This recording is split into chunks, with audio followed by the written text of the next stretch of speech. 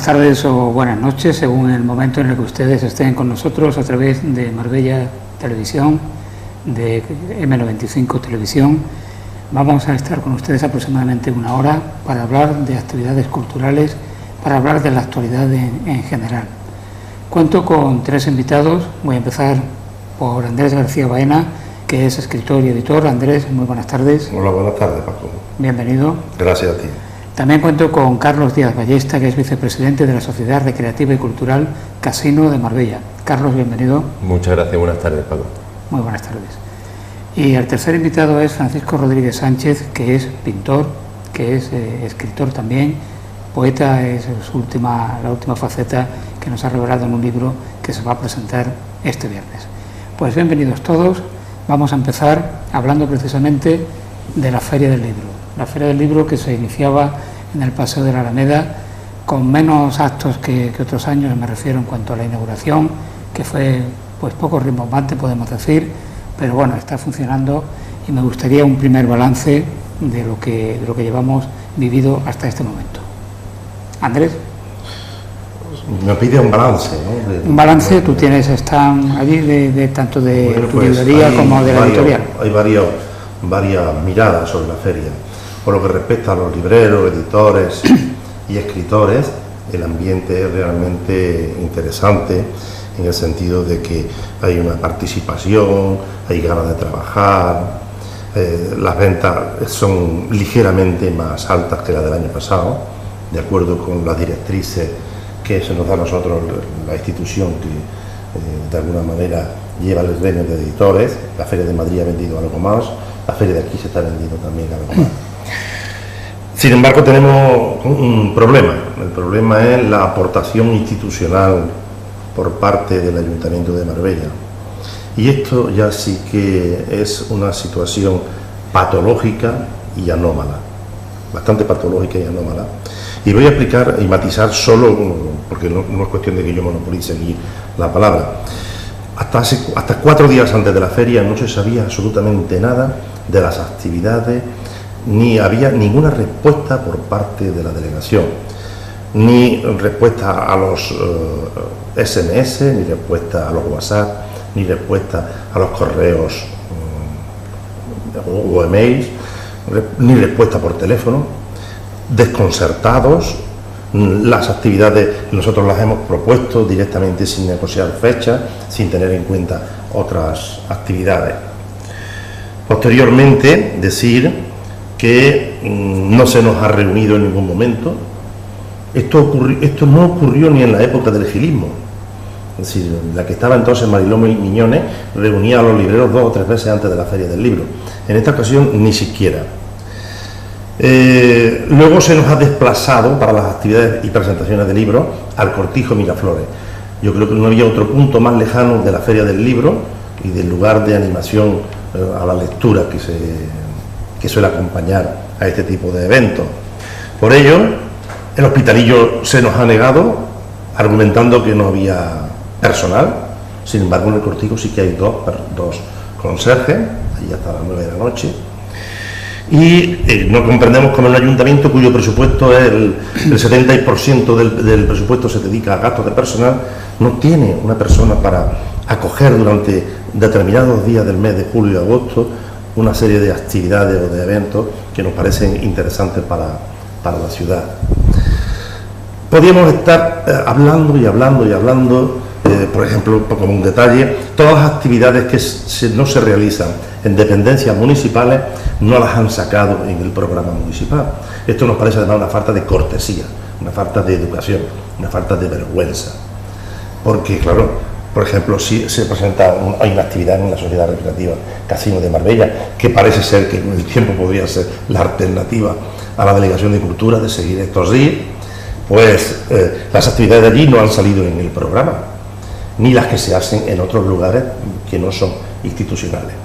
En definitiva, creo que la aportación municipal a estos eventos no solamente no ha sido nula en cuanto a propuestas de actividades, sino que además no ha facilitado en absoluto la dinámica que lleva consigo la Feria del Libro.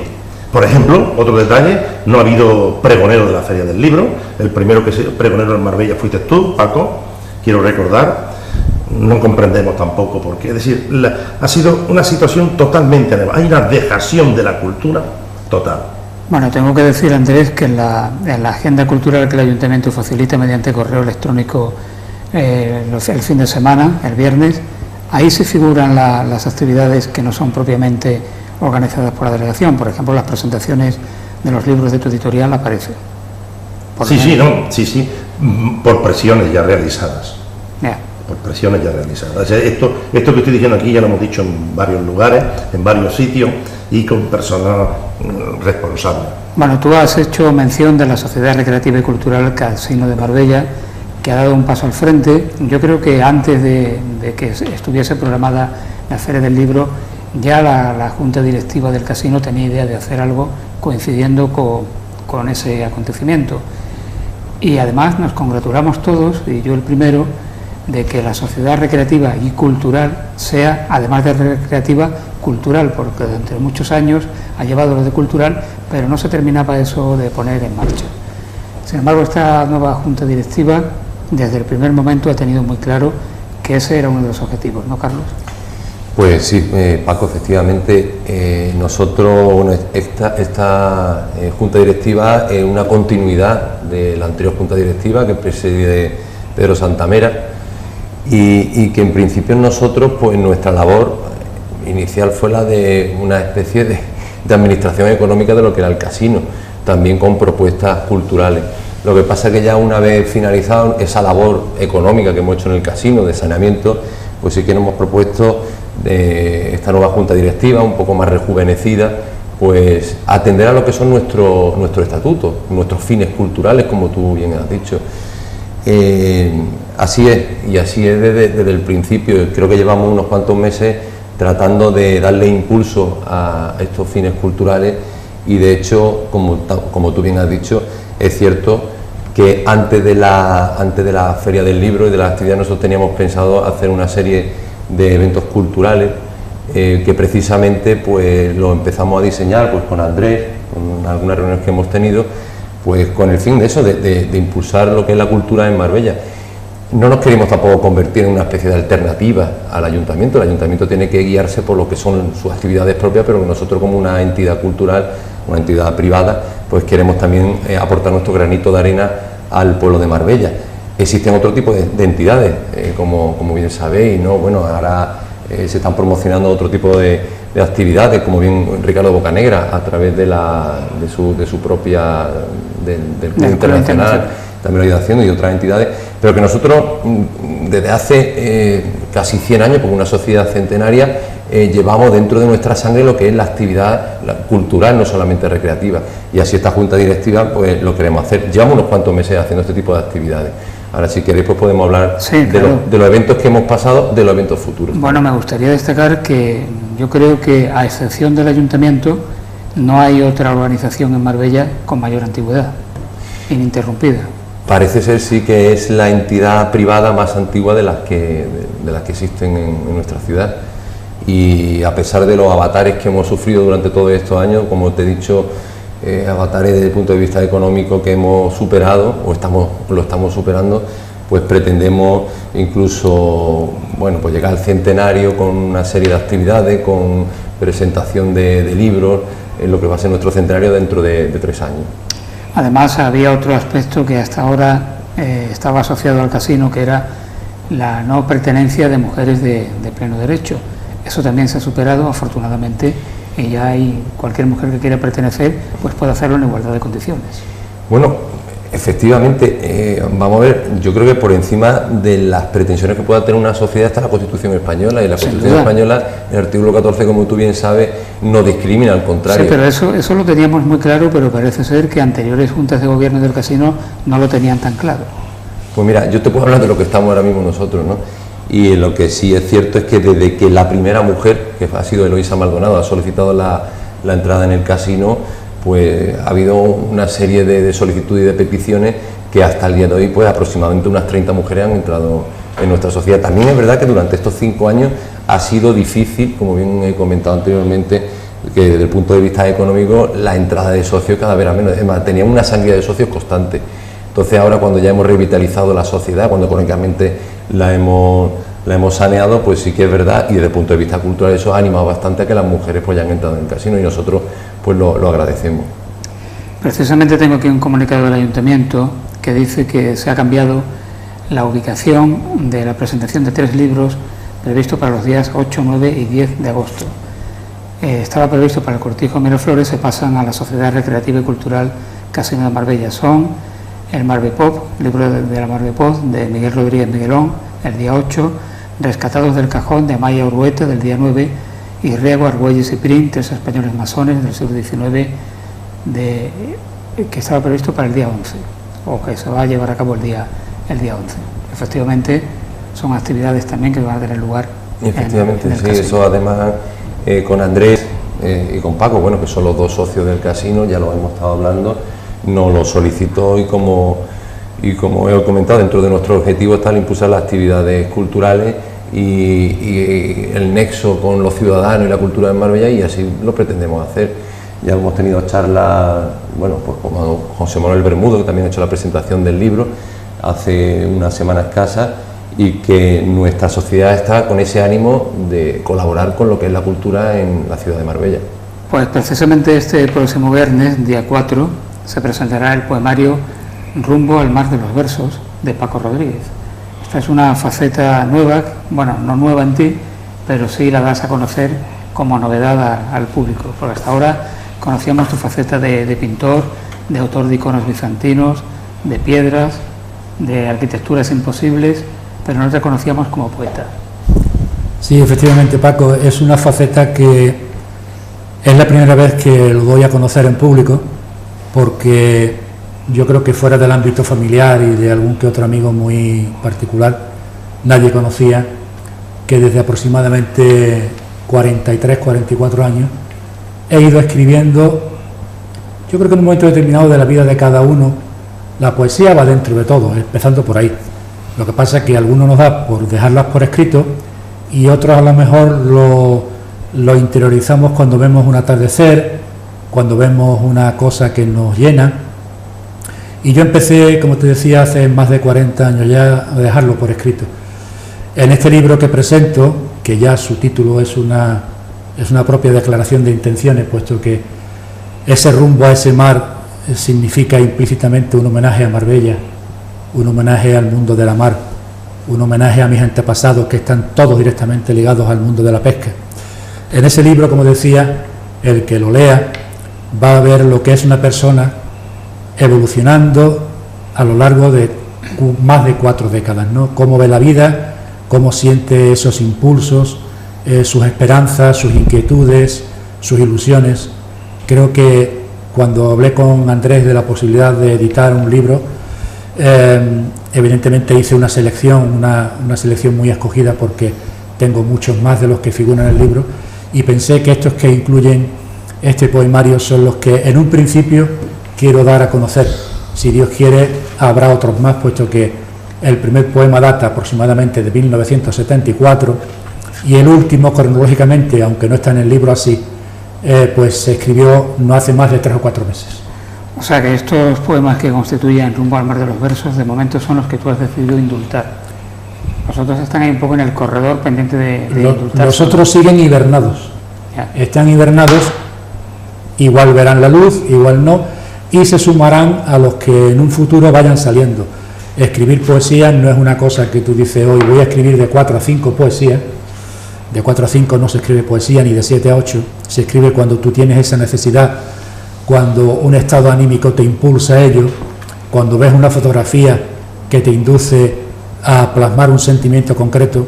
La poesía es tan vital en la vida de una persona que evidentemente seguirán saliendo esas poesías, pero cuántas, en qué número y en qué orden, la verdad que es un misterio.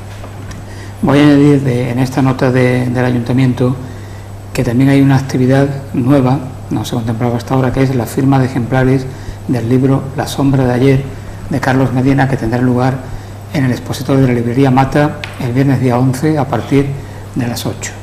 Bueno, este libro de Paco Rodríguez, como otros poemarios que llevan saliendo ya pues desde hace más de un año, es una iniciativa también de Andrés García Baena, de su editorial Algorfa, una colección de poesía que se llama Labios de Falcata, un título magnífico, sin duda, y que se refiere a las espadas iberas que por lo visto tenían una calidad excelente y reputación fuera de las fronteras de la península ibérica. ¿Cómo se te ocurrió esta denominación, Andrés? Bueno, como casi todo, pensando, te surgen de pronto otras cosas. La falcata es una espada hiriente y la poesía, de alguna manera, también es un arma hiriente, y la similitud de estos dos elementos han configurado el título de la colección, ¿no? Labios de Falcata. Me parece que interesante. Tengo que decir que el libro de Paco Rodríguez está muy ilustrado por obras de Vicente Espona y algunas tuyas, ¿no, Paco? Magnífico, sí, ¿no? Muy bueno. Hay obras del maestro Espona y unas cuantas, tanto arquitecturas mías como dibujos a plumillas antiguos. Sí. Y la verdad que el resultado, yo, modestia aparte, lo considero una monería. A mí me parece también que ha salido muy bonito. Mira, hay un poema aquí que a mí me gustó mucho cuando lo leí. Y es que yo nunca había visto poemas dedicados a todo, al amor, al desamor, pero nunca a las tejas. Bueno. Y eso es un elemento tan árabe, tan andalusí, tan nuestro. Y dice el poema de Paco: tejas al revés. Se agrupan en la lejanía asociadas con el viento y escuchan en silencio su gélido vuelo desmelenado. Noble arcilla amasada con un fin determinado, alineada cual escaqueado tablero, desafiando el paso del tiempo, resignada a mirar de cara al cielo. En silencio se agrupan a batallar con el agua, la nieve, el sol y el viento, cobijando entre filas de sueño eterno la lumbre y la esperanza por mandato de su dueño. Está muy bien. Me parece de una gran sensibilidad en un tema muy bonito, ¿eh, Paco? Bueno, además en este poema hay también un recuerdo para familiares tuyos, por ejemplo, bueno, aparte de tu padre, que hay una presencia de su figura a lo largo de todo el libro, ¿no? Pero, por ejemplo, en todo el libro, yo lo decía, en un verso y en una línea, te encuentras a Marbella en la orilla, en el horizonte, en la bruma, en el recuerdo, en la pesca. De verdad, el libro en su conjunto, entre líneas, está resumida la poesía de Marbella, sí. Bueno, Carlos Díaz Ballesta es una persona que se dedica profesionalmente a la abogacía, pero que también tiene una vertiente como cofrade importante. Esa vertiente la sigues cultivando, ¿no? Bueno, sí, la sigo cultivando, lo que pasa es que ya me he desligado de lo que han sido las juntas directivas. Durante 14 años he formado parte de la Junta de Gobierno, tanto con Antonio Caracuel, Federico Vallés y como con Paco Gil. Lo que ocurre es que, claro, no puede estar uno eternamente ligado a una junta de gobierno, porque también cansa y hay que dar paso a otros, pero sí que es verdad que yo sigo siendo cofrade. Desde hace un año, como he dicho, ya no formo parte de la junta de gobierno, pero que sí que aparte, como católico que soy, participo en misa y que sí colaboro con nuestra cofradía, que es la Pollenica. Sí, esto lo traía también porque precisamente la Hermandad de la Pollenica tiene ahora en este mes en su casa de hermandad una exposición de enseres de la propia cofradía y del Quijote manuscrito que hizo el Colegio Miguel de Cervantes.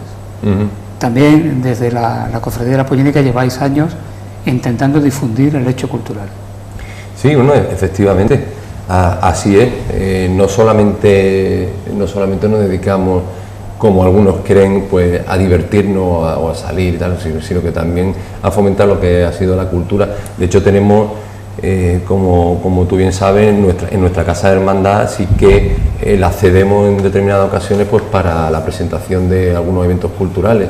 Como tú bien sabes, nosotros editamos, que tú eres colaborador de la revista Osana, ¿no?, donde difundimos un poco lo que es nuestra hermandad, los actos que llevamos a cabo durante todo el año, y además que lo cedemos a otras entidades pues para los mercadillos que se han ido organizando durante estos años, durante el verano. Bueno, tú has mencionado la revista Osana. Recientemente salió otra revista de índole cultural, La Garbía, también otra iniciativa de Andrés García Baena a través de su editorial, y con ese poder de convocatoria que hace que, un poco como el bolero de los Panchos, si tú me dices ven, lo dejo todo, Andrés dice ven, y todo el mundo lo deja todo y va a ponerse a colaborar en algo realmente muy interesante como es la revista la Garbía. Hay un número ya a punto de Sí, salir. pero antes tengo que matizar que no hay relación entre la editorial. Aprovecho la infraestructura y los conocimientos que tengo, pero esto es una iniciativa de Francisco de Asís, de Paco López Serrano y mía, que en un momento determinado nos reunimos y dijimos, bueno, aquí hay gente que tiene ganas de escribir, gente que tiene ganas de expresar ideas, sentimientos, y no tenemos el móvil donde hacerlo, no tenemos el medio donde hacerlo, y pues nos pusimos y lo hemos creado. Y efectivamente el número 3 lo vamos a presentar el día 25 de agosto, y en él hay 34 participantes, entre ellos tú, Paco, y hay trabajos pues desde filosofía, psicología, arte, arquitectura, política, sociología, antropología, bibliografía, todo hay, ¿no? Y bueno, tenemos mucha ilusión. Este tercer número ha salido realmente bonito, ¿eh? Y digo ha salido porque nos acabó de llegar ayer y ya pronto estará puesto a la venta, estará colgado en internet también. Y ¿sabes qué? Que está teniendo tanta aceptación que empiezan a participar personas de fuera de la comarca. Desde Málaga hemos recibido artículos, desde Cabra, desde Sevilla, de varios sitios diferentes estamos recibiendo artículos y cada vez poco a poco se van abriendo más los horizontes. Sí tengo que decir que es dificultoso cuando una revista de estas que quiere salir a la calle sin hacer publicidad. Eso es lo que más trabajo nos está costando. Tenéis que hacer un poco la tarea de pedigüeño, de ir pidiendo a determinadas personas que nos sufraguen los números, ¿no? Porque solo es imposible. Y bueno, acudimos a un sistema que estaba muy de moda, un sistema un poco de colaboración con pequeñas cantidades de dinero. Eso tiene un término inglés que lo voy a omitir porque no me gustan los anglicismos, ¿no? Y no ha funcionado realmente. Entonces tenemos que estar un poco como en el Renacimiento, buscando mecenas, pero mecenas desinteresados en el sentido de que no piden a cambio nada para poder sacar la revista. Y esta es la parte más costosa, no escribir, no maquetar, no editar, sino buscar los medios económicos.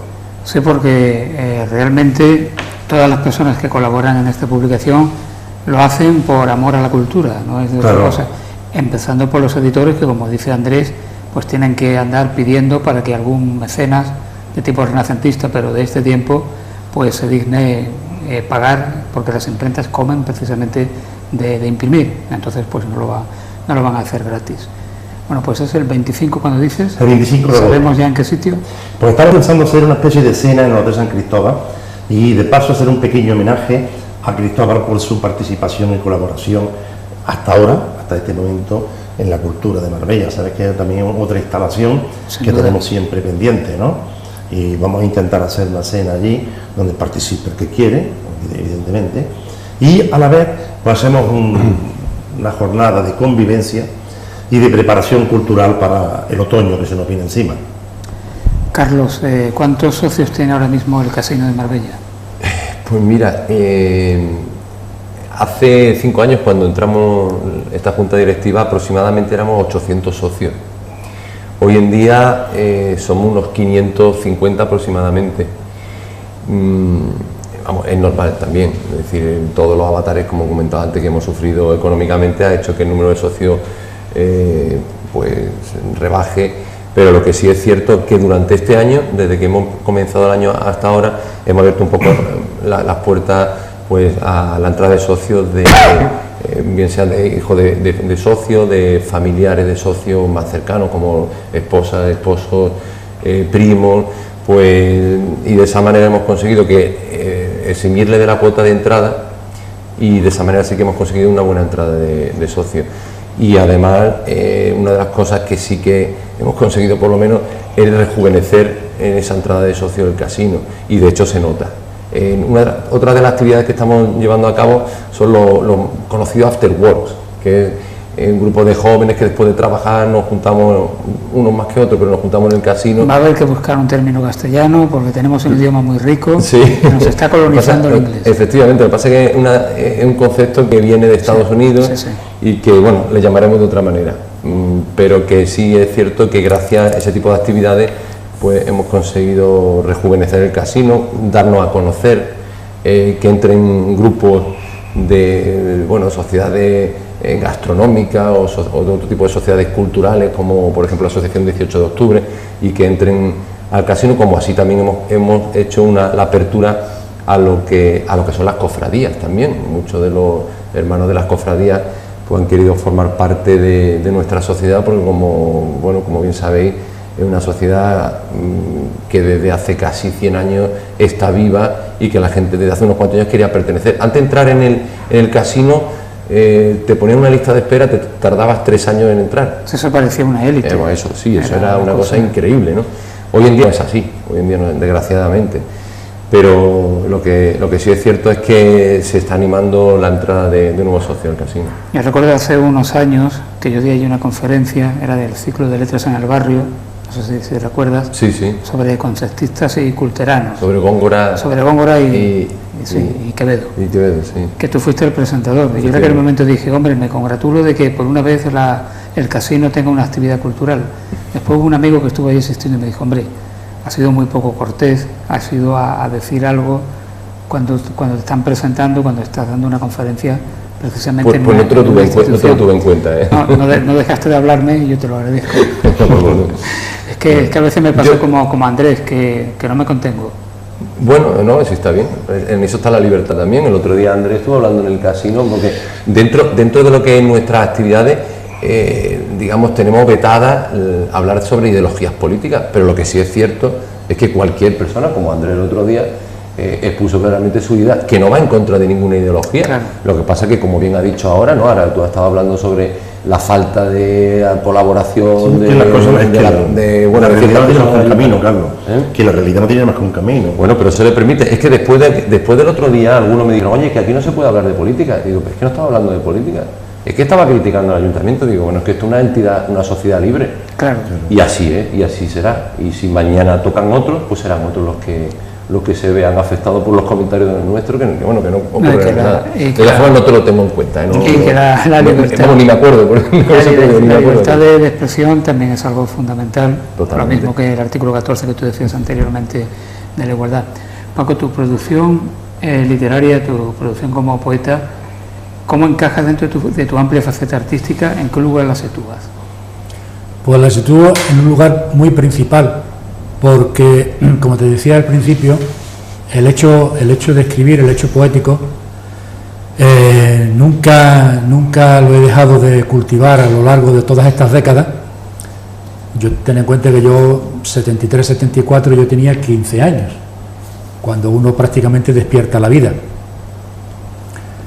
Todavía no me he dormido la vida y sigo escribiendo poesía, lo cual evidencia, como te decía, el que figura en un lugar muy destacado de mi trayectoria. Y si Dios quiere, nunca lo dejaré. Cuando tengo esa necesidad, a lo mejor anoto una idea que me da pie para un poema, o una simple fotografía, o uno de los poemas que hay en el libro que habla de aquellos trenes que volaron el 11M, y salen sobre la marcha. Es decir, no hay que pensar, no hay que ponerse, como decíamos también, aquel miedo al folio en blanco. Nunca he padecido el miedo al folio en blanco, por la sencilla razón de que cuando me he puesto delante del folio era porque tenía algo que dejar plasmado. No te pones a decir, bueno, a ver qué se me ocurre hoy.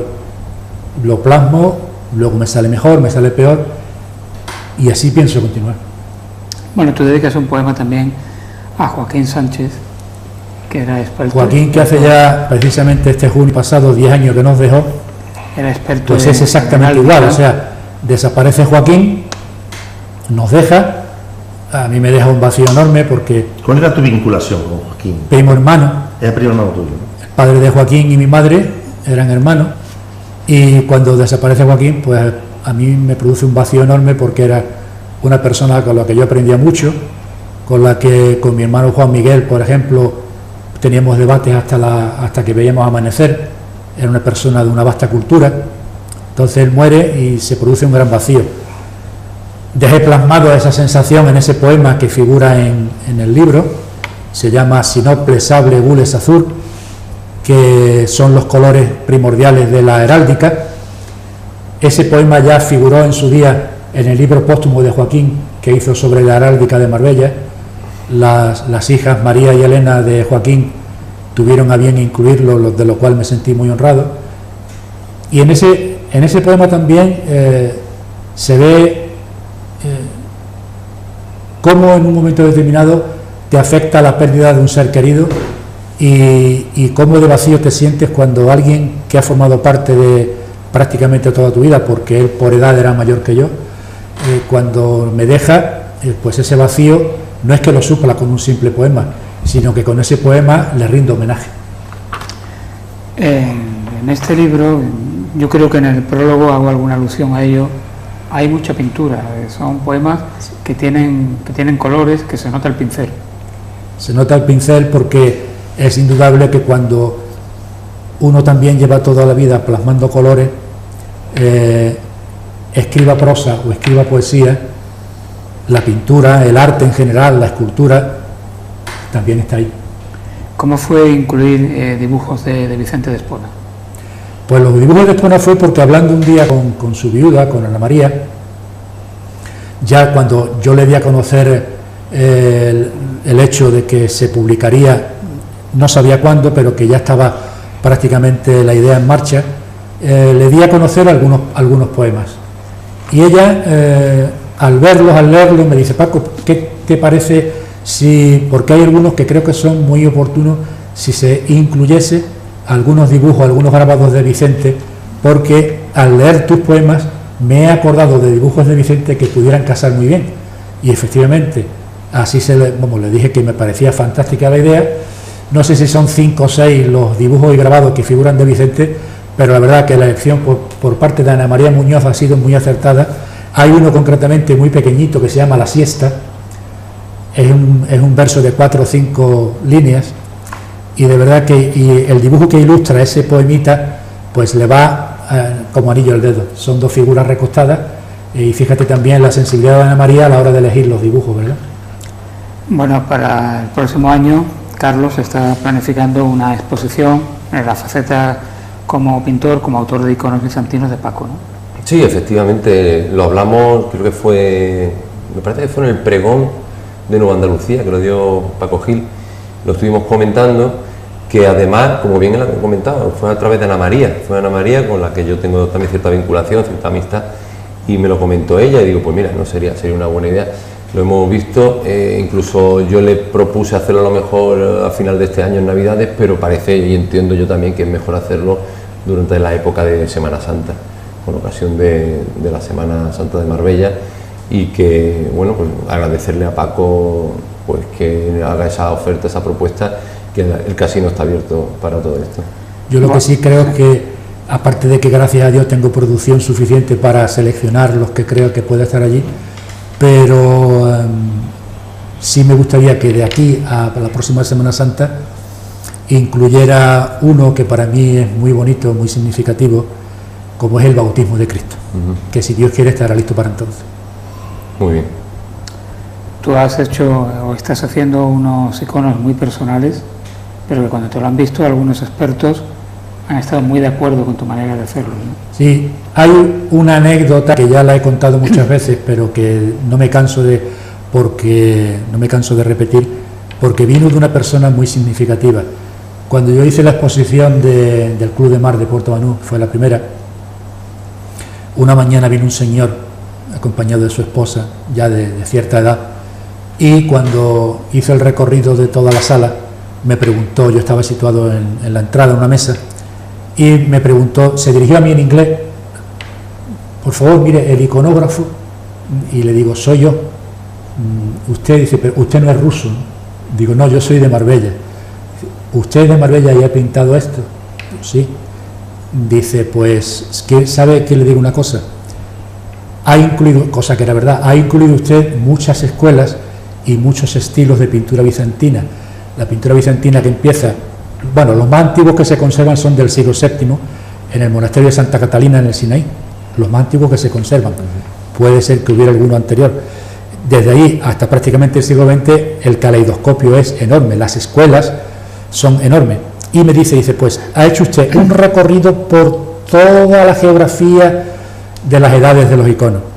Y hay una cosa más que sí que me ha gustado mucho, que aunque usted ha incluido todas esas escuelas, en los iconos está su mano. Fíjate qué bonito.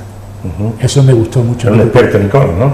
Era un señor que me dijo que había sido un alto cargo del Ministerio de Agricultura ruso. Incluso me preguntó, ¿usted ha viajado por Europa? Digo, no, mire usted, yo, es verdad, yo en el 2013 todavía no había visto ningún icono en persona, personalmente. A lo cual se quedó sorprendidísimo, ¿no? Dice, ¿cómo que usted no ha viajado y ha pintado esto? No, mire usted, yo, en fin, tengo esa inquietud. Dice, pero hombre, eso no puede ser. Usted tiene que viajar por los países donde está esto, ¿no? Y hay otro pequeño también, una cosa muy bonita. Uno de los iconos que yo tengo es un arcángel que está en la Basílica de San Marcos de Venecia. Ese icono, allí en la Basílica, está hecho en tesela.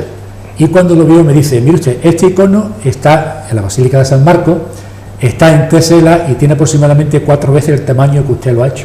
Bueno, ya me dejó planchado, porque era verdad. Era verdad porque cuando yo tomo el modelo de un icono, pues me documento de dónde es, las medidas originales, si puedo lo plasmo en la misma medida, si no lo hago a escala, y lo clavó. O sea, dijo exactamente dónde era. O sea, que ese señor era verdad que era muy versado en iconos, ¿no? Y nos hicimos muy amigos, de verdad, porque era un hombre entrañable para mí. Y yo le caí bien y nos hicimos muy amigos, sí, sí. Bueno, Andrés, a lo largo de la Feria del Libro ya has presentado unos cuantos, quedan otros tantos. Dinos pues sí, cuáles son. He traído 5, de los 6 que nos quedan, he traído 5 para presentar. Esta noche presentamos el libro de Antonio de Sola, de Andaluces Levantados ya. Antonio de Sola aquí habla sobre 19 andaluces, archiconocidos, pero desde una perspectiva muy personal. Y esta tarde lo presentamos el libro de él. Luego, el viernes tenemos el libro de Paco Rodríguez, de Rumbo al Mar, que se ha olvidado mencionar, pero tiene una contraportada que es de un gran valor, ¿eh? Este icono es precioso, ¿eh? Y si me permite usurparte el tiempo, sí. Diré que si Dios quiere el viernes, el original de ese icono estará en la presentación. Luego tenemos más adelante el libro de Miguel Rodríguez, con Chachi Machuca, de El Mar de Pop. Ya tenemos aquí la prueba, que me ha llegado hoy la prueba. A continuación, el libro de una bilbaína de Amaya Orueta, que son relatos cortos sin principio ni fin. Es de una dulzura increíble. Yo nunca había podido leer un relato sin principio y sin fin, porque nuestra mente no lo admite, ¿no? Está muy ligada al concepto de teatro del siglo de oro, de presentación, nudo y desenlace, ¿no? Es un libro muy interesante. Luego tenemos también en el Casino de Marbella, Riego, Argüelles y Prim. Este señor que firma como Riego es un señor abogado madrileño de nombre Manuel, que nos hablará sobre la francmasonería. Él ha tenido grandes cargos en el grado 33 de la francmasonería y del Gran Consejo Federal de España, y hablaremos un poco sobre la masonería y sobre estas 3 figuras que eran masones, como son Riego, Argüelles y Prim. Y luego ya para terminar tenemos el cómic de la historia de Marbella que hicimos, y nos lo he traído, que lo hemos traducido al ruso y al inglés, y ha generado una expectativa entre la comunidad rusa increíble, ¿no? Una cosa que no logro comprender, porque le hemos dado, antes de hacer la prueba, de sacarlo en impresión, hemos buscado 4 ciudadanos rusos, 4 anglófonos, y le hemos dado para que lo lea, y tan entusiasmados, tan emocionados terminaban, que decían, ahora yo comprendo Marbella, ahora sé lo que es Marbella, y sé de dónde viene cada una de las cosas de Marbella, sé la iglesia, sé el fuerte, todo esto que eran nombres sin poder visualizarlo, ahora ya lo visualizan y logran comprender Marbella. Y ya te digo que uno es del lugar donde se hace con su historia, eso lo tengo muy claro, ¿eh? Aquel lugar donde Valletá con su historia eres, y en este sentido creo que va a ser muy interesante. Bueno, pues en la última parte del programa quiero que hablemos de un asunto que en los últimos meses resulta recurrente. Hay quien dice que en Marbella corremos el peligro de morir de éxito, que aquí está viniendo tantísima gente, que esto se está masificando y que algo habrá que hacer. Bueno, eso de la masificación es un debate que yo creo que es casi a nivel nacional, incluso con algunos descerebrados que en Cataluña andan atacando autobuses y cosas Mallorca también, ¿no? Cosas, y en Mallorca también. una cosa incomprensible y que más nos habla de barbarie que de civilización. Pero bueno, sin llegar a eso, en Marbella parece que tenemos también tendencia a la masificación. ¿Qué opinión tenéis sobre esto? ¿Pienso yo mismo? Tú mismo. Es que el turismo es un fenómeno tan reciente, el turismo de masas, es un fenómeno tan reciente, tan novedoso, que sociológicamente todavía está por estudiar, ¿verdad? Porque esto está teniendo unos impactos en las costumbres, en todo, muy grandes. Porque antes había viajeros. Había viajeros, los viajeros del siglo XIX eran un grupo de privilegiados, pero ahora todo el mundo tiene acceso, o casi todo el mundo tiene acceso al viaje. Y la verdad es que esto empieza a representar, no a presentar, sino a representar ciertos problemas en aquellos lugares que están más masificados. Barcelona es un fenómeno turístico en sí, Mallorca es un fenómeno turístico en sí. Y la masificación produce una serie de desgastes que hacen que el propio turismo, con el tiempo, tenga efectos contraproducentes. No solamente ya a nivel de impacto, sino a nivel de cantidad, es decir, se vuelve incómodo. Si en esta ciudad metemos el doble de coches de los que tenemos hoy en día, será un lugar incómodo y por lo tanto el efecto será dejar de venir a un lugar que es incómodo, ¿no? No sé si te refieres, Rey, del programa este que sacaron el otro día en la 4. No, bueno, ese programa me han comentado, no lo he visto, pero bueno, ese problema... Donde se hablaba del turismo low cost en Puerto Banús. Que realmente en Puerto Banús hay un problema que habrá que afrontarlo cuanto antes mejor, porque empieza a ser muy contraproducente para la imagen de Marbella en general, ¿no? Que eso, lo que le llaman el low cost, realmente no es el turismo, lo que está pasando en Puerto Banús, porque la gente que está llegando allí, que presenta todos los órdenes, son gente de un alto o altísimo poder adquisitivo. En general la sociedad está enferma y eso hace que ese tipo produce ese tipo de fenómenos sociológicos tan extraños como el de andar desnudos por la calle, el de orinar en los lugares públicos. Sí, falta de civismo y de urbanidad. Sí, pero creo que también los medios de comunicación tienen una cierta labor de altavoz, ¿no? Que magnifican todas estas cosas.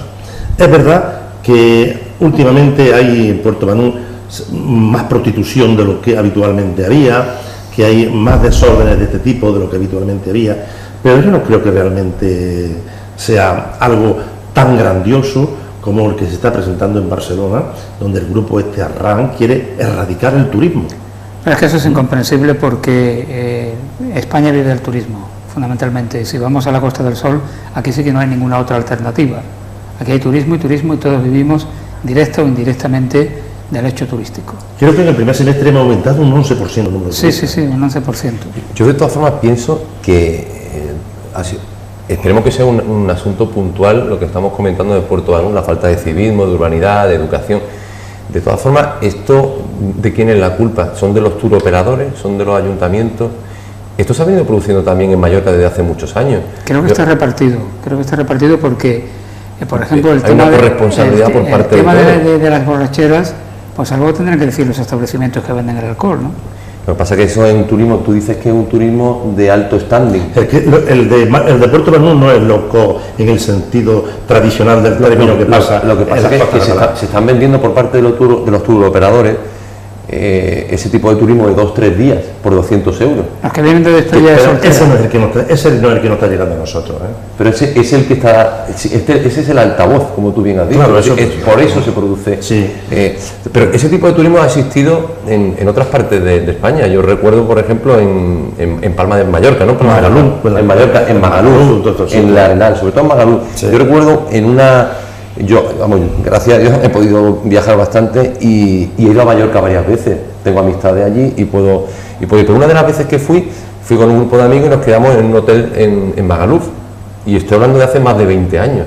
Eso ya se producía entonces, y claro, nosotros no lo habíamos visto, nos quedamos un poco perplejos de la situación, porque decíamos, esto no pasa en Marbella, hasta que pasa en Marbella, claro, que es lo que está pasando desde hace un tiempo para acá. Mira, sabes que esto es un problema cultural. Las sociedades protestantes, las sociedades luteranas, hay una obra muy importante de principios del siglo XX, donde se compara las sociedades católicas con las luteranas, ¿no? Estas sociedades son tan represoras, que las personas durante todo el año viven en un ambiente de una excesiva represión. donde cuidan mucho el espacio de comunicación, el espacio personal. Para un sueco nunca invada 1,5 metros de su cuerpo porque está invadiendo su espacio personal, ¿no? Y cuando esta gente viene a un lugar tan abierto como estas tierras mediterráneas, rompen los roles y tan barato, rompen los roles y se dedican pues a relajarse, ¿no?, de todo lo que tienen que soportar durante el resto del año. Y esto es un hecho. Nosotros los mediterráneos quizás hacemos cada día pequeñas salidas de tono, pero esta gente es que no, viven en unos ambientes muy herméticos, muy cerrados. Los hooligans ingleses son famosos por eso, ¿no?, porque durante 3 horas a la semana se desnudan y se apropian de ello la barbarie, ¿no? Posiblemente hay otro factor, y es que el turismo no se puede concentrar en 2 o 3 meses del año. Efectivamente. Esto tiene que ampliarse a todos los meses y distribuirse. No es posible que en noviembre, diciembre, enero, febrero, una ciudad como Marbella con estos servicios esté al 10, al 20, al 30% y que en verano se ponga al 110%, ¿no? Estos también tiene cierta relación, ¿no? Ese tipo de situaciones se viene produciendo desde hace unos meses para acá, que no ha sido justo en la época del verano. Ya el año pasado hubo algo también. Durante el verano. Ya llevaba varios años que durante el verano, sobre todo en Puerto Banús, hay algunas incidencias poco recomendables. Es verdad que los medios de comunicación son un altavoz muchas veces amplificando lo que pasa, pero hay que poner remedios cuando se puede poner, no cuando llegue pues a los límites de Magaluf, por ejemplo, que anteriormente se ha mencionado. Y yo le digo a Paco Rodríguez, ¿qué diferencia con aquellos tiempos en que tú eras conserje de Valdecantos, ¿no? En aquella época de Valdecantos, precisamente eran turoperadores suecos los que llevaban Ving Resort, era uno de ellos. Valdecantos era un complejo de apartamentos de alquiler durante semanas o quincenas, y los fines de semana había entradas y salidas. Aquel turismo era un turismo totalmente sano. Lo que dice Paco era porque yo en el año 70, cuando muere mi padre, yo estuve aquel verano a cambio de practicar el inglés llevando maletas. El acuerdo era que yo llevaba maletas, a cambio practicaba el inglés. Aquel turismo no tenía nada que ver, era un turismo que iba a lo que iba, ¿no? Ya empezaba, no existía el concepto sol y playa, pero implícitamente existía. El tema cultural no existía tanto como hoy. La gastronomía tampoco estaba. No había tantos lugares para visitar culturalmente, o no se reconocían como tales, ¿no? Y evidentemente, lo que dice Paco, pero es que estamos hablando de 50 años prácticamente, ¿no? En 50 años la sociedad es distinta, los roles son distintos. ¿Quién le puede poner puertas al campo de que nadie vaya a Puerto Banús? Puerto Banús lo conoces, tú preguntas yo que sé, en Kuala Lumpur, y tú dices Marbella, Puerto Banús, y lo conocen. Y preguntas en las montañas rocosas y conocen Puerto Banús. Usted no vaya a Puerto Banús, usted vaya solamente si va tal, y tómense un mojito, no se tome 5 mojitos. ¿Cómo podemos regular eso? Ha mencionado Andrés la gastronomía, pues ya en esa época que dice Paco, desde 1955 está en Marbella Santiago Domínguez. Sí, pero recuerda el inicio de Santiago, donde fue, cómo era, ¿no? No, claro, el inicio fue en un chiringuito. Estaba el merendero, y si bien no había el Marimar. Este desmadre, sí había otro que era el turismo sexual, ¿no? Las suecas venían en busca del Latin Lover, y entonces eso para una sociedad como la española de los años 70, una sociedad se refleja en el catolicismo, aquello fue también muy fuerte, muy duro, ¿no? En general, pues yo te voy a decir sinceramente hay una anécdota. Sinceramente, perdona que te diga una cosa lo que pienso. Nuestra sociedad está muy polarizada políticamente, y cualquier hecho se utiliza como arma arrojadiza en un sentido o en otro. Esto es una gran realidad. Eso está ocurriendo de una manera inusitada. Y los medios de comunicación tienen que hacer los reality shows y todas estas cosas para sobrevivir y para dar audiencia. La 4, con el programa ese sobre Puerto Banús, ganó aquella noche no sé cuántos espectadores en audiencia, porque venían anunciando, ¿no? Y en realidad el fenómeno no es tan grande ni tan complejo, ¿no? Lo que se hablaba de que alguien había orinado sobre el escaparate de Gómez Molina, ¿entiendes? No habrá orinado gente sobre el escaparate de Gómez Molina en 50 años, borrachos que hay en Puerto Banús. Pero que hoy en día también es verdad que no es como antes. Hoy en día existen una serie de redes sociales, es más fácil.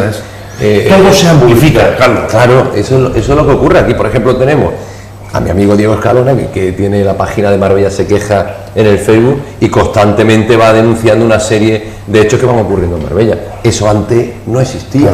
Sí, hoy en día es más fácil acceder. Hoy en día hay que tener más cuidado a la hora de hacer las cosas, porque en cualquier momento está la picota, en cualquier momento está el disparadero. Ahora cuando salgamos de este estudio, el estudio de M95 se encuentra en el polígono de la Ermita, pues yo creo que si salimos con el móvil haciendo fotos, podemos hacer 200 o 300 fotos de deficiencias que nos encontramos en las calles.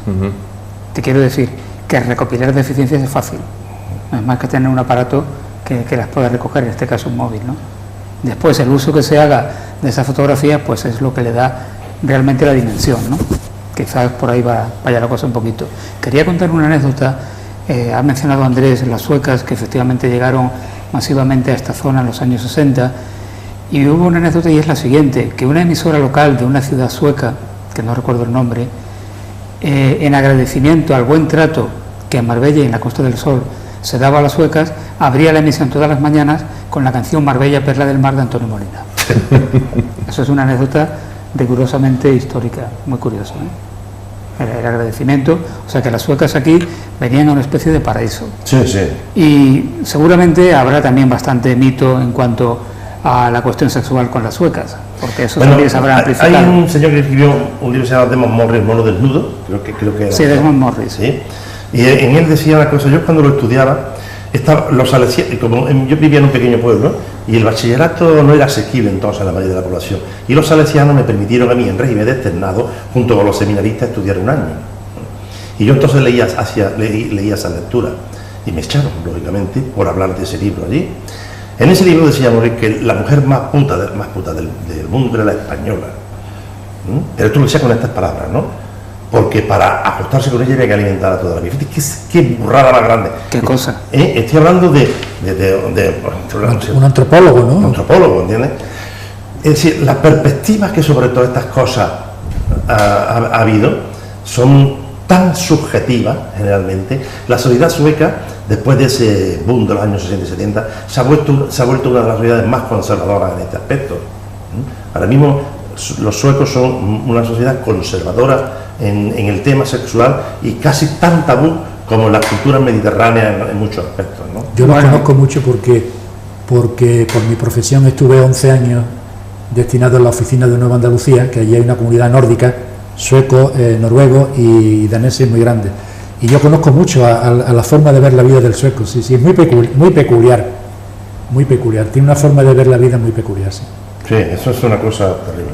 Hombre, yo cuando era joven conocía a un sueco que había sido militar, ya estaba en la reserva y visitaba Marbella 4 meses todos los años y venía exclusivamente a beber. ¿Venía qué? A beber. Sí, claro. Y de esos 4 meses, sereno. Entonces esta gente bebían solo los viernes por la noche, claro, o los sábados por la noche. Venían ahí que podían beber todos los días. Primero porque no se lo podían permitir económicamente. Luego, algunos cogían el ferry que va de Malmo a Copenhague, que ahí la bebida era muy barata, y ese ferry tenía unas borracheras a bordo terribles, ¿no? Fíjate, hay una anécdota que cuentan de 2 suecos, cada uno vive en una ciudad y trabajan en la distinta. Y cada día se encontraban en la mitad del camino, ¿no? Un día el señor A muere y el señor B entra en depresión. Y le pregunta, pero bueno, ¿qué te ha pasado? Dice, que se ha muerto mi mejor amigo.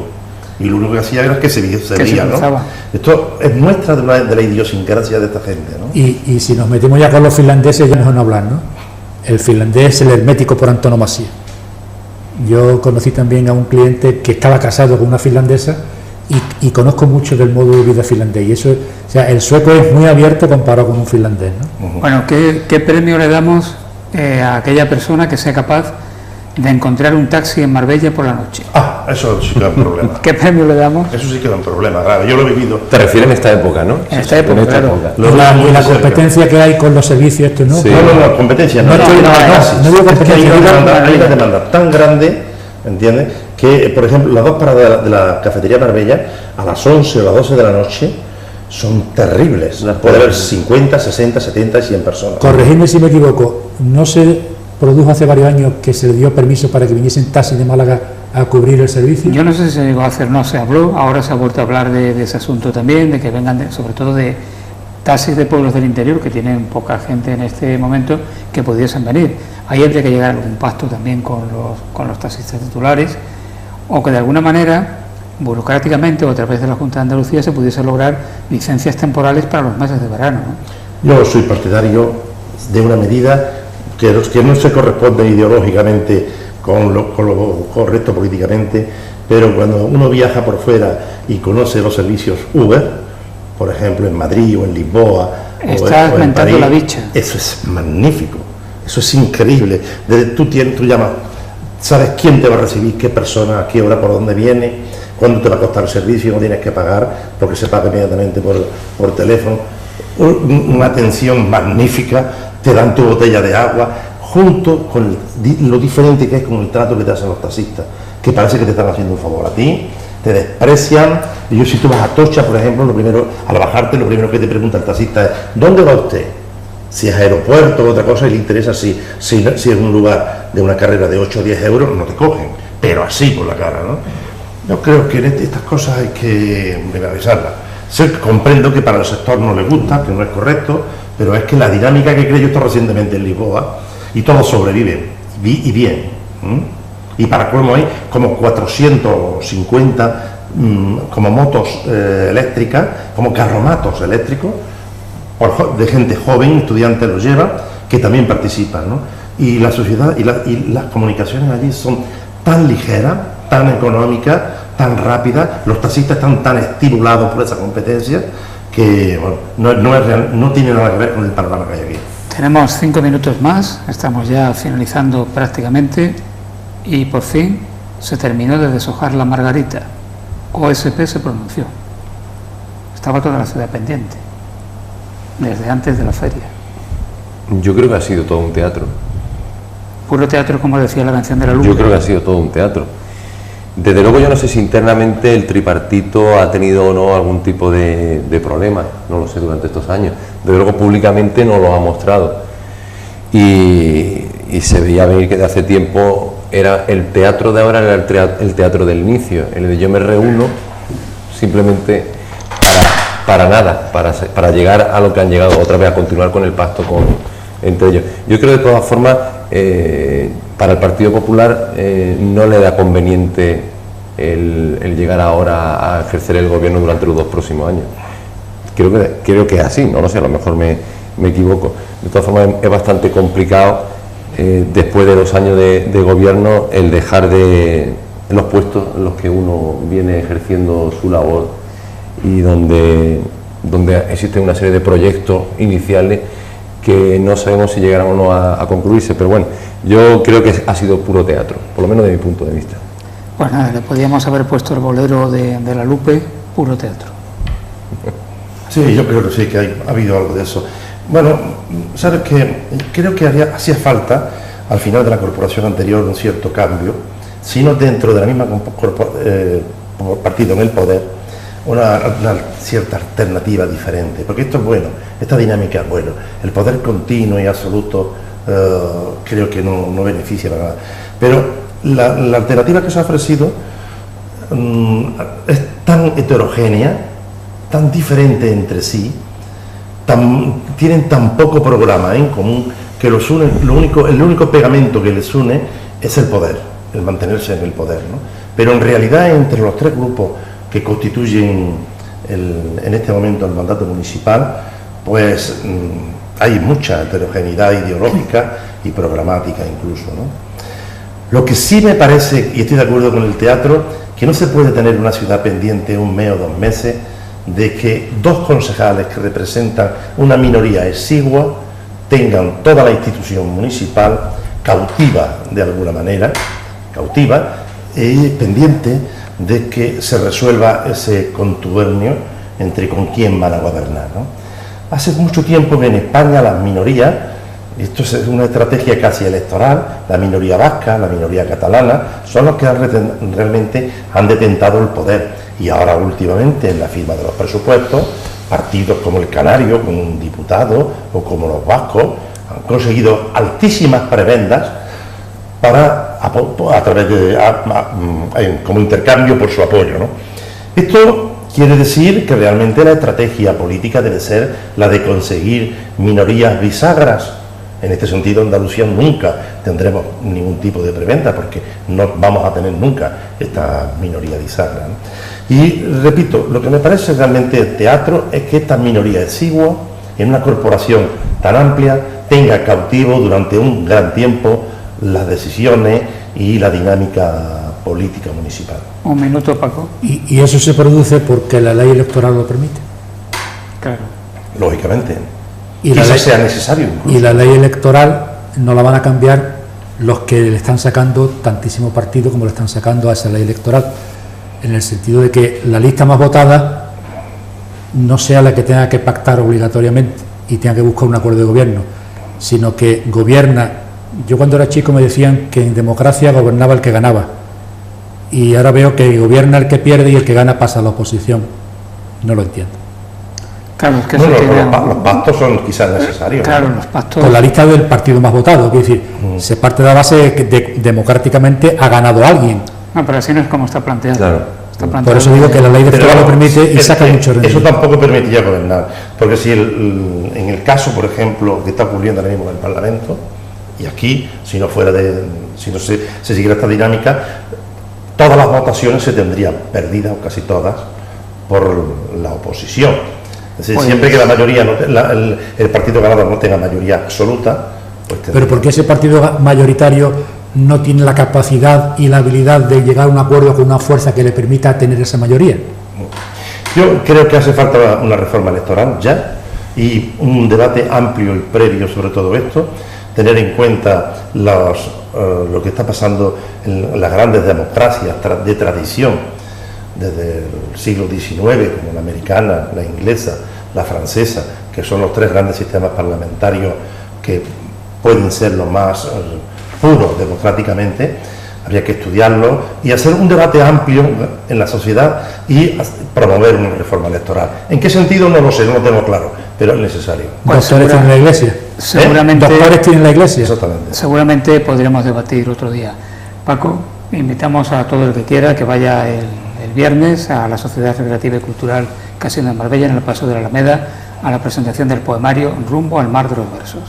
Andrés García Baena, gracias por haber venido. Gracias a ti, Paco, una vez más. Carlos Díaz Ballesta, Muchas gracias por invitarme. también, y Paco Rodríguez, gracias. Muchísimas gracias. Y naturalmente a todos ustedes, y de manera muy especial a Marta Ortega, que aunque ustedes no la vean, es quien hace que se nos escuche y se nos vea. Ella ejerce aquí el poder absoluto, da la palabra y la quita. Buenas noches y hasta la próxima.